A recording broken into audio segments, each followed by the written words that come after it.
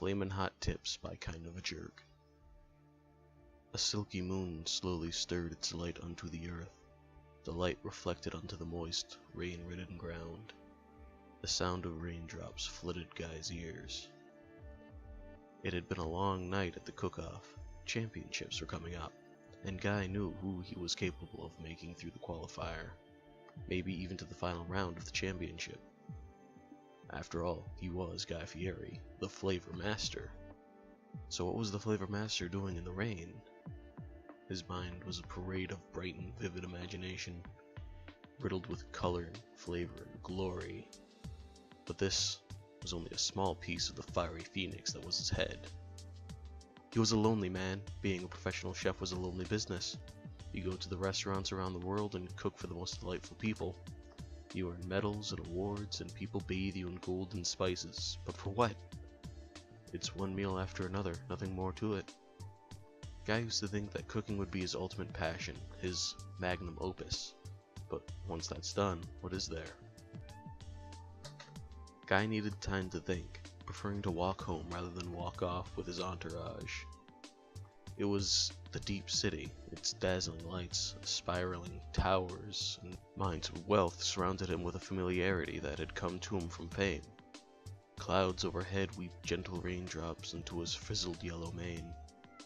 Back to his humble high-rise he would return, past the occasional fan, past the front desk worker, accustomed to seeing famous faces in the building, past the business mogul shit chattering to a poor soul on the other side of his Bluetooth, past the long elevator ride up home, past the long shining black marble hallway. Home, at last. Guy immediately threw off his signature fiery shirt onto the rack and slowly took off his cargo shorts, nearly forgetting the secret spice dangling in his pocket. The shirt would be dry by morning, he thought. The high-rise was a cozy one, a large window overlooking the city of Tokyo, dazzled with neon reflections. Behind it, a comfortable leather couch and a sheet black TV. Guy took it right and looked longingly into the kitchen, the stove light still on, for some strange reason. But it added a comfortable warm glow to the dark apartment. Processing right into the hallway, past the bathroom into the bedroom, he threw his wet cargo shorts into the hamper and stretched in the moonlight entering from the skylight. A familiar shadow moved in the dark near his bed, but he paid no mind to it, attributing it to tricks from his hungry, tired mind. Hunger. Guy made his way into the kitchen, with his silky nightrobe dangling loose from his bulky chest. Hunger. Guy scavenged the fridge for bacon. Sizzling, dazzling bacon, made better by Guy's secret spice. The very same spice had a secret ulterior purpose in his hair, creating the white-hot volcano that was his glorious head. Guy sniffed the bacon once more, and the smell slowly brought back his meat sweats. Guy took off his nightcap, used for protecting his hair of course, and folded it gently on the counter. He let the sweat drip into the bacon and grease out of curiosity. "Take off the rest, Fieri," a soothing voice beckoned from the velvet black shadows. Guy stood still. The sizzling of the bacon offered solace in what would have been dead silence. His meat sweats turned into real sweats. He knew that voice anywhere. His arch nemesis, Gordon motherfucking Ramsay. Guy stood still. What did Ramsay want? Why was he here? How did he get here? "I know what you're thinking, Guy. I mean no harm, really. I just want a taste of that spice, and maybe a little more."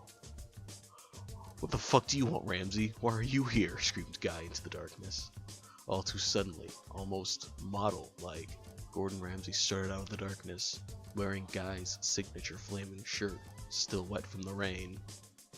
Guy would have been more alerted to this if Gordon Ramsay hadn't been completely nude underneath, because in between the cotton fabric flames was Gordon Ramsay's giant swaying cock. "Gordon," gasped Fieri, trying to compose himself. "Shh, it's alright, Guy. You can relax. It's just you, me, and this bacon between us. said Gordon, one finger pressed against Guy's lips, and the other gently swirling his fingers between Guy's spikes.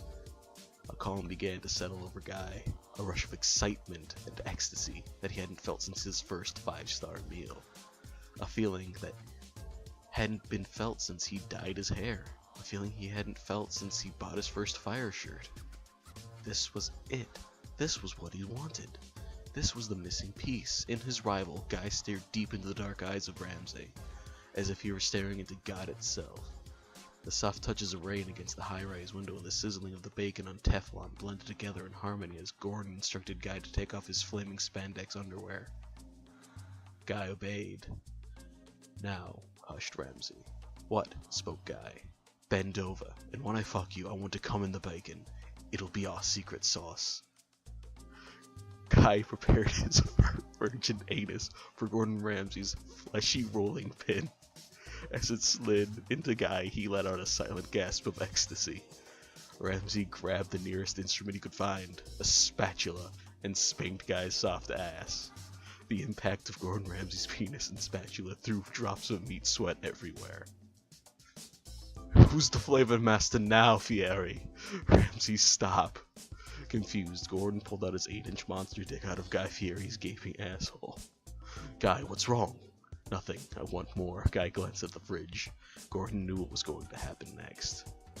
Guy ate the cum as Gordon ruffled through the various contents of Guy's refrigerator. When all was said and done, it ascended into the warm, comfortable Fieri cave. Posters of his hair and food-eating competition medals adorned the walls. "I'm sorry, I don't usually let people in here, but now I'm here, Guy.